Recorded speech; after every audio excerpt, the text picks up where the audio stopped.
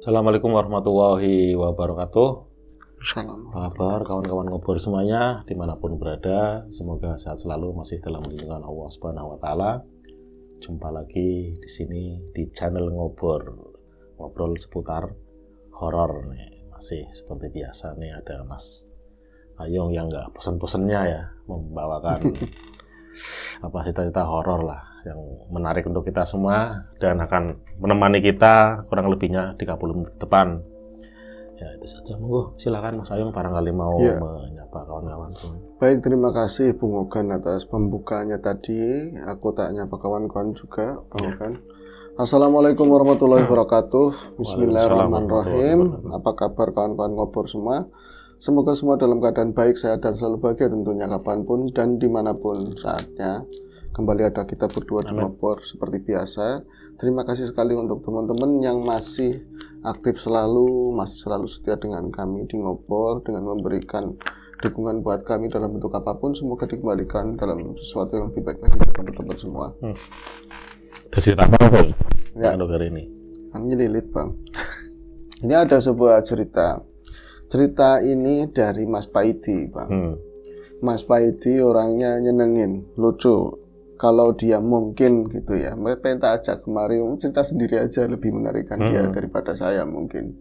Jadi dari gesturnya ya nyenengin, hitam sama kayak saya hitamnya. Cuman mukanya berkarakter gitu. Dideskripsikan susah, susah. Tapi enak kalau didengerin ngobrolnya, apalagi wudhunya nyambung terus, kopinya ada itu nggak rampung-rampung. Jadi, nggak mau saya nggak mau syuting, nggak mau masuk TV katanya seperti itu. Siapa yang mau masuk TV ya kan? Ini kan YouTube, itu aja kalau ada yang nonton kan seperti itu. Nah, ya wes akhirnya tak wakilin, dia mau mengisahkan peristiwa yang dialaminya dulu waktu dia ada di kampungnya. Kalau sekarang kan jadi mantu orang dekat-dekat kami sana ya. Jadi dia itu aslinya orang Kidul. Entah itu, tapi nggak terlalu didetailkan ya, kata ini sensitif Mas karena orang-orangnya masih hidup katanya begitu. Ya wis lah di lereng Gunung Slamet bagian sana, tapi bukan bagian Kidul ya. Jadi saya waktu itu kan walaupun masih bujang waktu itu berapa tahun silam lah. Tapi umur saya udah 35 waktu itu. 35 masih bujang. Enggak laku Mas. Ya bukan enggak laku, saya mencoba untuk menjalin hubungan asmara, bahkan ya enggak ada bosan-bosannya. Namanya wong urip, orang hidup kan wenangnya cuman berusaha. Nanti saya serahkan masalah jodoh sama Gusti Allah. Saya mencoba pacarannya yang benar. Jangan bilang tanya ada yang mau Mas, ada aja wong kehidupan siapapun yang mesti ada pasangannya, ada jodohnya. Wong semut garangan. Sebenarnya sih banyak yang mau sebenarnya, tapi ini lagi nggak bener mungkin. Mungkin. Tapi saya sempat terakhir itu ketika saya memang harus pindah usaha karena saking biung saya, mas saya itu malu lah. Soalnya hampir jadi banget, sudah rame-rame mau persiapan pernikahan, ternyata ya jangan dibahas Mas, saya nanti terluka lagi. Yo siapa yang mau bahas ya? Dia akhirnya gagal dalam pernikahan. Akhirnya itu pindah usaha ke Jakarta sana Bang, jualan nasi seperti itu. Terus pada saat 2 bulan lamanya saya di sana buat ngeredam omongan orang-orang di kampung lah, tetap aja ada jenuh, ada bosen. Lagi pula enaknya orang dagang itu mau berhenti kapan aja, mau libur kapan aja kan terserah, ya kan. Saya waktu itu ada kebenaran saudara punya hajat, ada mau nyunatin. Saya pulang ke sana. Saya pulang naik bis, pas sampai di rumah sana, saya itu ketemu sama teman-teman lama lah. Ya walaupun 2 bulan, ceritanya saya udah lama di Jakarta sana, banyak yang nyambut saya sih Bung. Saya kan kayak gini orangnya, apa aja saya ngobrol kemana aja kayak gitu kan. Ya wis Mas, ini Mas Paidi ya. Terus saya datang ke rumah, itu ada seseorang teman yang lama sekali, bahkan ketika saya di kampung aja nggak pernah ketemu dia. Soalnya konon dia itu udah jadi orang hebat, kuliah itu di luar kota sana udah lama. Terus katanya kerja di bea cukai atau di mana. Sugih lah pokoknya jadi orang kaya. Terus pas malam itu berarti saya datang misalnya semalam ya, saya paginya keluar nangga ke tetangga begitu. Terus yang kayak gitu ya, yang penting kan kita bawa rokok, bawa pecingan buat anak-anak. Nyampe tengah hari. Nah, setelah tengah hari itu, tempat saya ya masih banyak kebun, ada sawah juga, kalen-kalen, itu kali-kali kecil. Saya nongkrong ke sana kemari. Ketika mau pulang itu di jembatan ada Trisno, ya tadi teman yang jadi bea cukai itu loh. Tapi saya kok aneh ya, Trisno kok duduk di sana di kalen, enggak banget gitu loh. Trisno kalau pulang dulu aja pakai mobil. Itu kadang-kadang ada teman-teman nongkrong aja boro-boro tin, maksudnya ngelakson aja kadang-kadang enggak. Kok lurus terus? Ya lurus, langsung nyemplung ke kali sana. Ya enggak mas, lurus, kayak enggak kenal lah. Padahal dulu main bareng apa bareng. Lah itu kok Trisno duduk di pinggirannya jembatan itu loh, bis-bisannya loh. Palang-palang itu kan pakai plesteran, bukan jembatan gede. Cuman kali-kali daerah gunung kan curam, banyak batu-batu. Loh, kayak si Trisno ya. Sampean waktu itu jalan kaki? Enggak, pakai sepeda. Pakai sepeda. Nah itu wong lihat kawan ya, saya akhirnya mandek, saya berhenti. Malah dia yang nyapa duluan. Dik, saya kan Dik. Kayak gitu. Dari mana? Dari mana? Habis main. Trisno ya, kayak gitu. Ngomong kan kayak gitu. Trisno ya. Oh, bener apa sih? Malah ning kene katanya. Kamu itu malah nongkrong di sini. Ini kan bukan tempat kamu. Terus ditanyain kok cengir. Ketawanya terus dari penampakannya Trisno yang pernah saya lihat pakai mobil, terus pernah lebaran itu salaman itu mungkin nggak sengaja ketemu saya ya di jalan, mulai miss cukurannya strip ngono lah, kayak cukuran saiki, kayak cukuran sekarang, pakai kacamata bersih ganteng terawat banget. Itu kok pakaiannya kayak lah sama saya aja mas, kayak bagusan saya, kotor dan amit cemprot dan bau gitu loh. Orang kenapa? Apa ngelmu? Apa gimana ya? Jadi pura-pura stres atau tapi kayaknya sih enggak stres. Saya enggak prasangka yang jauh-jauh. Saya temenin duduk. Saya temenin di situlah, malah saya kasih rokok. Dia ngisep, padahal dia enggak ngerokok tadinya loh. Terus saya tanyain, "Terus kamu itu di kampung dari kapan?" "Oh, suwe udah lama banget," katanya. "Lama banget, bulan kemarin aja saya belum. Ya lagi 2 bulan lalu belum ketemu sama dia, katanya udah lama banget. Pusing katanya kayak gitu terus. Lah ini kok orang diajak ngomong nggak ngenakin, terus masih nyinggung saya. Manggone terus, tuku mobil yang katanya begitu, pakainya sepeda, beli mobil kayak apa? Saya diomongin yang nggak enak-enak sama Trisno waktu itu. Saya jadi, alah gelo mas, aturan saya nggak ngeluarin rokok, nggak usah mampir orang kayak gini. Apa dia lagi, tapi penampilannya kayak gitu. Saya tinggalkan akhirnya. Saya tinggal, terus malam harinya itu saya rame-rame di tempat hajatannya yang tadi nyunatin kan. Nah terus di sana biasa adatnya orang kampung kan, acaranya banyak ini itunya ya. Terus ngobrol-ngobrol, ada yang main remi, gablean. Itu saya nggak hafal, nggak suka main begitu. Akhirnya saya memilih buat jagongan nongkrong itu sama bapak-bapak yang mereka juga nggak kebagian tempat karena berapa rambuan itu berapa kelompok lah, berapa kelompok. Karena ada 2 kelompok, itu yang nganggur ada 3 orang. Saya ngobrol serius di sana. Pertamanya sih saya nggak tertarik, pas nyangkut masalah setan-setan, saya tuh nimbrung. Sampai seneng ini mistik mas, masalah goib. Ya seneng nonton dulu itu pemburu hantu, nonton film-film horor, ngobrol apalagi gitu. Ngobrol horor sama Mas Ayo. Nggak pernah, saya kayak gini aja nggak tahu. Nah itu kalau film horor dulu kan biasanya sama yang pada meleding gitu loh. Pada meleding itu yang seksi-seksi, dari zamannya Susana sampai film-film horor yang nggak bagus kayak sekarang katanya itu kan banyak menonjolkan seksi-seksi. Saya suka seksinya. Saya tanya Moh Rasudi katanya. Jadi saya ngikut nongkrong. Ini temanya apa? Ngomongin dari zaman masa lalu, belis-belis yang ada di Mbau Rekso di kampung saya, kuna-kunanya kayak apa, tempat ini dulu apa. Sampai pada akhirnya ini ada yang nyentak saya. Loh, tentang apa Mas Paidi? tentang keluarganya Trisno. Kalau misalnya ada si Amin itu adiknya Trisno. Amin itu stres, itu saya paham. Stres, Amin adiknya Trisno itu kalau jedanya itu umurnya mungkin 5 tahun. Dia itu stres, saya paham. Itu kalau orang desa kami itu paham semua. Kalau keluarganya dia itu elit markilit. Maksudnya apa, Mas? Elit markilit itu sugih banget, dan dia itu berpangkat berkasta paling tinggi. Artinya untuk rakyat jelata misalnya kayak padahal ya menurut kayak biasa aja, yang kayak yang lain itu juga banyak, apalagi wong gunung ya, orang gunung yang punya lahan banyak, kebun banyak, itu juga kaya. Tapi dia seolah-olah kita yang paling wah gitu loh.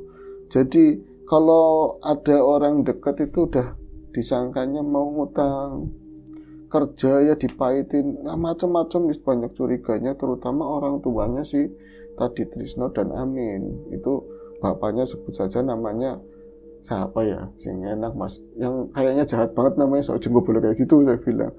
Tejo, ya wis Tejo. Akhirnya iya itu Pak Tejo itu ampun mencangkeme, mulutnya itu laki bini, suami istri itu seperti itu. Jadi kalau Amin itu kan dia nggak ya kuliah paling sampai D3. Terus kemudian usaha di kampung, ada peternakan, ya ada macam-macam lah, emang mau punya emang. Tapi namanya cinta kan nggak bisa memilih ya bisa memilih sih Mas Abdi. Tapi kalau kita udah ini apa ya Mas orangnya sudah ditemukan, nah sudah jatuh cinta, ya ke siapa aja. Nah orang kan sama aja. Itu Amin dulu itu jatuh cinta sama tetangga saya, namanya Rusti. Ya Rusti, kalau nama di artis itu Rusti keren, Rasti bacanya. Kalau di kampung ya Rusti. Rusti ya. Rustini. Banyak Rustini apa Rustina itu? Iya Rustina Bu Rustini. Itu dia itu jatuh hati dan taruhlah pacaran. Itu langsung diamuk sama yang namanya Tejo, Pak Tejo. Orang sudi duwe mantu wong susah. Enggak sudi punya mantu orang susah. Enggak sudi punya mantu orang susah, anaknya wong melarat. Wong tani buruh tok, cuman anaknya tani buruh. Jadi nggak boleh, pokoknya nggak boleh, dan nggak boleh ngelanjutin ketemuan aja kayak diawasi. Wong sugih itu matanya di mana-mana, orang kaya itu matanya di mana-mana. Suket bekanda Mas, rumputan aja itu bakalan ngomong, itu paribasan Bang. Artinya nggak ada yang nyuruh aja orang bakal laporan. Cari muka lah. Iya cari muka seperti itu. Jadi Amin kecewa. Itu yang sama si Rusti tetangga saya itu berapa kali setelah dilarang sama orang tuanya, ada beberapa gadis lah, itu jadi jalannya stres. Jadi jalannya stres edan. Kalau itu edannya matang, bahkan sampai di kata orang sih aslinya dipasung, tapi seolah-olah ada di rumah sakit jiwa kayak gitu loh. Nah ini saya jadi jangan-jangan pertemuan saya dengan si tadi siapa namanya? Trisno. Jangan-jangan Trisno juga koleng. Jangan-jangan juga Trisno stres gitu kan. Wak, hup. Saya bilang begitu sama orang tua yang pada ngobrol. Kalau Amin saya paham kalau Amin stres. Tapi Trisno beriman ceritanya. Trisno itu gimana ceritanya? Trisno kan kerja di bea cukai, orang penting, orang hebat kayak gitu. Saya kemarin ketemuan di jembatan. Lah Amit saya pula rambutnya buta-butaan, kayaknya orang adus, kayaknya nggak mandi. Ini jangan-jangan stres juga. Pada ketawa. Lah bocah mulane ana kabar apa baik. Kalau ada kabar apa aja kamu harus ngerti. Lah saya kan di Jakarta. Saya ada telepon, ada telepon sekarang.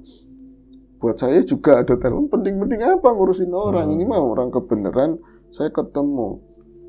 Lah ini lagi nyeritain perihal keluarganya Trisno, kata bapak-bapak tersebut. Akhirnya yang pada remian juga ada yang ngomong, gawat toh, ada yang begitu, ada yang samping-sampingnya. Emang gawat gimana Mas? Cerita nih Pak, disuruh cerita. Saya kadang begini ya, orang-orang cenderung kalau gibah itu ibu-ibu. Ya ibu ngerumpi, bapak-bapak lebih matang kalau udah jadi, apalagi udah ada kopinya Mas. Nah kan enakan Pak itu yang cerita. Kalau saya mah cuma membahasakan Pak itu aja. Nah itu ada urusan setan gimana? Jadi begini, si Trisno juga kasusnya sama. dia itu jatuh cinta bahkan sama yang nggak sengaja atau yang dilalui seperti itu sama saudaranya si Rusti lah, saudaranya Rusti. Orangnya cantik. Ya kalau menurut saya biasa aja. Cantik apa enggak, Mas? Cantik. Biasa aja cantik. Jadi kenapa saya sampean nggak sama dia aja? Dianya yang nggak mau. Bukan nggak mau. Kalau saya paksa ya mau. Cuman kan saya kencingnya juga saya lihat apanya dari kecil udah kayak saudara, saya nggak mau lah. Kalau dianya mau situ mau ya mau katanya begitu. Tapi itu mau diambil sama si tadi, sama si siapa ya, namanya angel banget, sama si Trisno. Lagi-lagi dilarang sama orang tuanya. Akhirnya ya tadi, jadi apa dia nggak mau berangkat kerja lagi, sering lamun. Nah itu mateng. Itu katanya itu lagi ketemu saya itu udah tahap stres akut lah. Seperti itu. Tapi orang-orang stres yang kali ini bukan kayak semacam stres kepikiran yang depresi karena ditolak cinta atau misalnya dilarang hubungan sama orang tua, tapi semacam ada yang naro atau gimana. Loh ya, emang kenapa, Wak? Beberapa orang yang lihat kalau Trisno lagi duduk sendiri, terutama itu waya-waya sandakala, saat-saat sandakala itu mau maghrib ya, atau ya pokoknya asar ke sana lah. Itu kadang Trisno itu ada orang lihat itu Trisno nggak sendiri. Ya kan ada temennya mungkin bukan. Jadi di dalam tubuhnya kayak ada yang lain. Jadi kemarin saudara saya itu juga pramukahan kemalaman. Jadi dia lagi ada di jembatan juga bener. Ada Kang Trisno, tapi dia galak, kayak mau jorokin sepeda. Pada saat dia lewat, anak SMP kan takut banget, Bang. Apalagi ngerti kalau Trisno udah stres. Tapi Trisnonya diem, ada yang mencolot dari tubuhnya Trisno. Kalau si waktu itu ya namanya inilah si Budi lah, yang tadi ya, anak-anak pramuka. Saya itu dari jauh ngelihatnya Mas Trisno emang ada berdua. Cuman kan kalau palangan jembatan tipis gitu ya, tipis. Masa dia duduknya kayak bonceng di belakangnya, kayak orang naik motor gimana sih? Jadi dia duduk begini, nyampir di jembatan begini ya, terus ngadep ke jalan ke jembatannya. Itu kayak di belakangnya, semacam orang gendong lah. Tapi posisinya duduk dan gedenya tingginya mirip banget segitu, rambutnya juga kan udah rada panjang. Itu Trisno langsung, bete, sepedanya mau diambil. Tahu-tahu ketika udah deket, ini kan si Budi udah ketakutan, itu langsung kayak ada yang loncat. Trisno emang nggak ngapa-ngapain, kayak ada yang loncat langsung sepeda itu seakan-akan ditabrak sesuatu yang tadi yang bonceng di Trisno. Anak itu ngeliat langsung jatuh kan. Beruntung kepalanya enggak kena palangan jembatan, itu kan bisa fatal, Pak. Itu langsung nangis, sepedanya ditinggal, nyampe warga rame. Akhirnya kan kadang lapor RT lapor lagi ke kelurahan, tapi ya masih nggak enak, soal satunya aja udah di rumah sakit jiwa. Tapi kalau misalnya orang tuanya ditegur, nggak jadi terimanya, kayak orang ngangkut gimana sih, Bang? Nah ini kalau cuman itu aja, Mas, masih mending. Itu dua anaknya Pak Tejo ya, anaknya Pak Tejo. Ternyata saya ngobrol lagi, saya ngomong gini, lah kan masih ada adiknya yang namanya Wiwin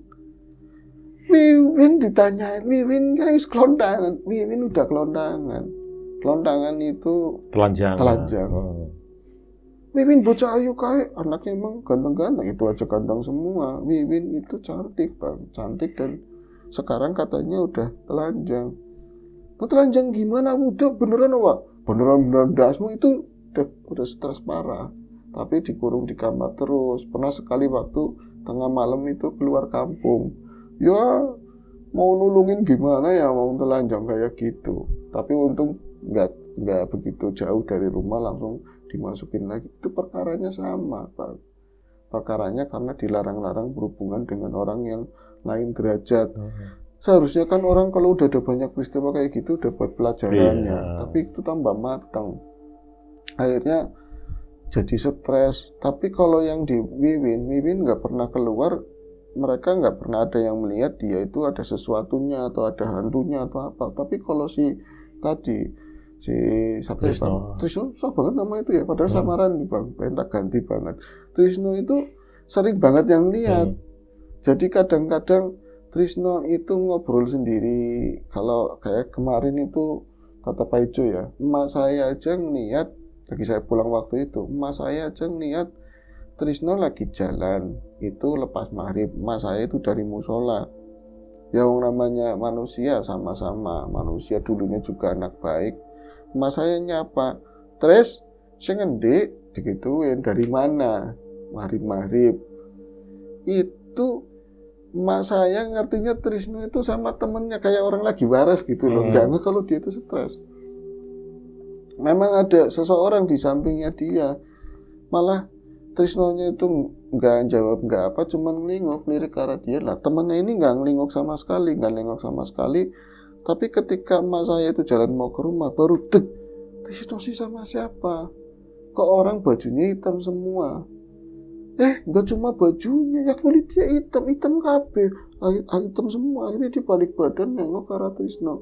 Itu memang di sisinya Trisno itu ada yang bukan sampingnya persis banget, agak ada ke belakang, tapi samping gimana sih? Ada yang dampingin, nuntutin kayak gitu loh. Itu kuntuk, dan itu kelihatannya hitam manusia tapi siluet kayak gitu loh, bayangan hitam pekat. Di bawah lampu, ada lampu jalanan itu yang kuning, itu di bawah itu kelihatan banget. Mas saya langsung drop, dia aja bawa mukena kan bisa di sini itu sampai jatuh karena ketakutan. Tapi namanya perempuan ya, mas saya juga rewel. Tres, kamu koros apa? Kamu sama siapa itu? Itu ada setannya apa siapa? Nah itu pada saat Bang ngomong kayak gitu, itu langsung jring kayak gitu sih, bayangan hilang. Nah ini kan saya dapat kabar kayak gitu, jadi ya Allah melas banget kayak gitu loh. Lagian Pak Tejo kok tega banget sama anak. Kadang-kadang apa ini karma ya, apa yang lain, apakah ada rahasia di balik itu semua. Akhirnya saya acaranya UA itu Fitana itu selesai. Saya yang tadinya mau berarti 3 hari langsung berangkat ke Jakarta, saya tahu dulu lah pengen saya mingguan di sini. Ya tadi ngiras-ngirus, sekalian siapa tahu ada yang bisa buat pandangan. Saya mulai membuka diri lagi lah Bang, katanya Mas Ayung, saya mulai membuka diri lagi. Bukannya saya dapat perempuan di sana, gadis desa, mungkin ada tukulan-tukulan anyar, itu gadis yang masih muda-muda, malah saya dapatnya ceritanya hantu mulu, setan mulu, nggak jauh-jauh, ya itu keluarganya tadi Tejo. Nah saya ngelihat sendiri, kalau saya nggak ngelihat sendiri, saya nggak, mana mungkin saya cerita sama Mas Ayung, katanya. Maksudnya Mas, saya ngelihat yang di tubuhnya Trisno, dan itu kalau orang lain itu nggak jelas, cuman semacam bayangan hitam. Kalau saya jelas banget. Lagi-lagi kadang-kadang ya di dimensi seperti itu, di waktu pas kita apes ketemu makhluk gaib, rasa-rasanya meskipun Trisno stres, dan saya udah diceritain kemarin sama bapak-bapak, pada saat kayak gitu seakan-akan dia nggak stres. Saya itu dalam pikiran normal. Loh, ketemunya di mana Mas? Di dekat makam, katanya. Loh, yang tempatnya aja udah makam Mas. Ya bukan begitu, di dekat makam ada ranggon, ada tempat duduk ya buat pos kamling, tapi dia udah nggak pernah dipakai, udah lama banget. Itu katanya di situ juga pernah sering orang lewat dilihatin sosok pocongan Bang. Nggak tahu sih, tapi saya nggak pernah lihat, kata Pak Ijo. Nah, ke atas apa tadi yang cerita Pak Idi. Nah, saya pas lewat ke sana itu jam 9:30 malam, itu dari tempat teman yang ngobrol-ngobrol, obrolannya nggak jauh, keluarganya Tejo. Dalam hati saya, lah moga-moga ya pada ngelihat setan, pada ngelihat yang ada di dirinya siapa tuh. Saya nggak mau ketemu sampai dia itu ada makhluknya begitu. Pas ada di ranggon itu saya ngelihat, Bang namanya siapa, tolong Bang diingetin. Trisno, saya ingatannya lagi nggak hebat ini Bang. Terlalu lelah Bang. Nah itu ngelihat si Trisno. Saya ngelihat si Trisno lagi ngobrol sama kawannya. Kalau saya itu dari sebelah sana Mas, Ya dari sana itu melihat Trisno itu di kanan, sebelah jalan itu sebelah kanan, nanti setelahnya itu baru ada kayu wuring itu pohon-pohon itu baru kuburan lah. Ada tembok lilingnya, teman kuburannya tembok lilingnya rendah. Itu Trisno lagi ngobrol sama temennya. Saya langsung sepedanya mandek, itu nyapa, bener-bener lupa kalau dia lagi stres, terus ada temennya yang begitu. Terus kayak bocah loronan tok, kayak itu kamu kok cuman berdua begitu. Normal dia jawabnya, iya.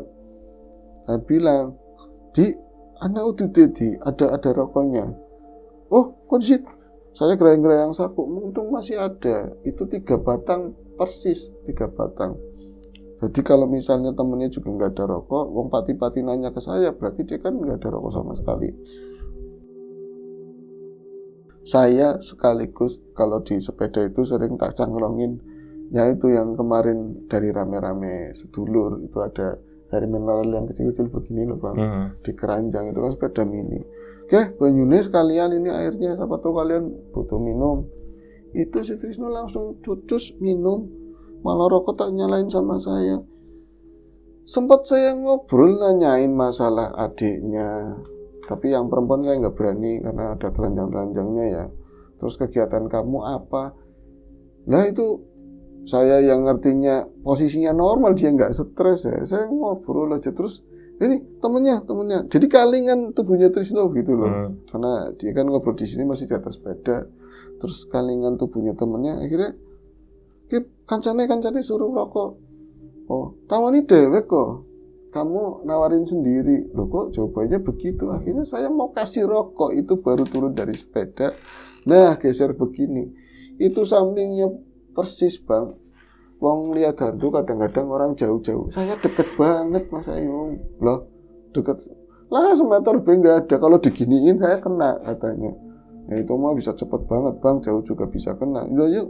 Saya itu deket banget. Itu ternyata yang di sampingnya asli itu bukan manusia tapi sosok.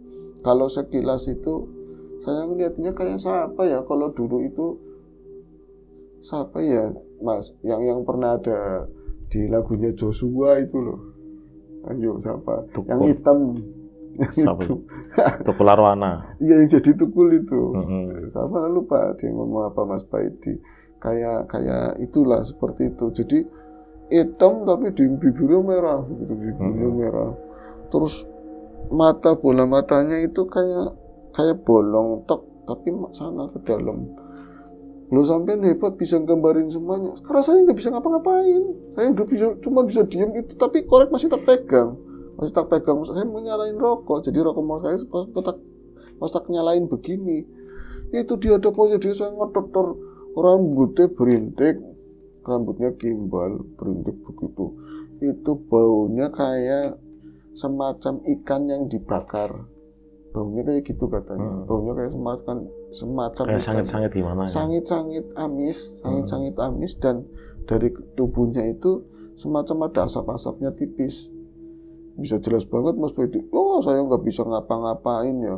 Saya baru saat lagi takut begitu saya nggak bisa ngapa-ngapain. Tapi masih pegang korek begini ya.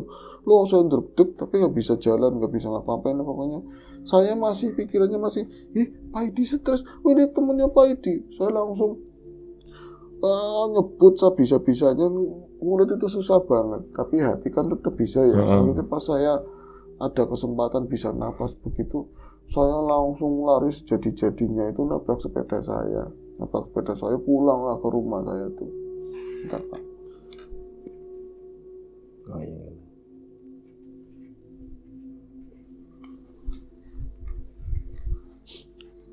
Saya langsung pulang, lari sejadi-jadinya langsung pulang ke rumah. Saya ceritain sama biung sama saya ketemu sama Trisno, orang saya tanya begini, modelnya begini. Ya, mereka juga nggak ada yang tertarik, udah biasa sering orang lihat begitu. Tapi kan saya emosinya ini nggak ada yang bisa nulungin apa, nggak ada ustadz apa orang pintar di sini. Katanya udah berusaha, tapi ini semua gara-gara kelakuan orang tuanya sendiri katanya. Nah, Trisno itu seperti itu katanya ada yang ngirimin. Jadi sebelum sama si Rasti, dia itu dulu pernah menjalin cinta sama orang kulon. Ini ngapunten ya, kulonnya kulon mana saya nggak tahu. Orang kulon terus kayak gitu bang, udah menjanjikan banyak hal, udah nentuin hari dan lain-lain, akhirnya belanjani nggak jadi karena orang tuanya nggak ngebolehin. Trisno mau gimana lagi, ya itu nggak bijak juga sih, tapi bukan meyakinkan orang tuanya, akhirnya nurut sama orang tuanya, itu katanya dikerjain sama itu. Dan memang sejauh yang saya lihat dulu itu Trisno itu seperti apa, dia itu badannya gede, gempal gitu. Yang saya lihat itu udah kurus banget, saya tadi lupa ngajikan itu mas, udah kurus banget, jadi kayak mengering gitu loh.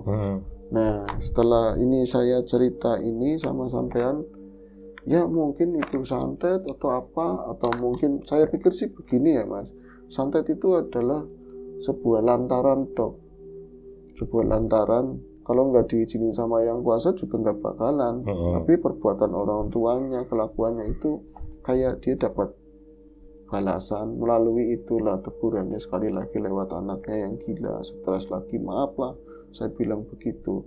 Dan saya cerita hari ini, Trisno itu udah nggak ada. Itu kenapa itu? Meninggal. Saya nggak kuat, udah kalah badannya.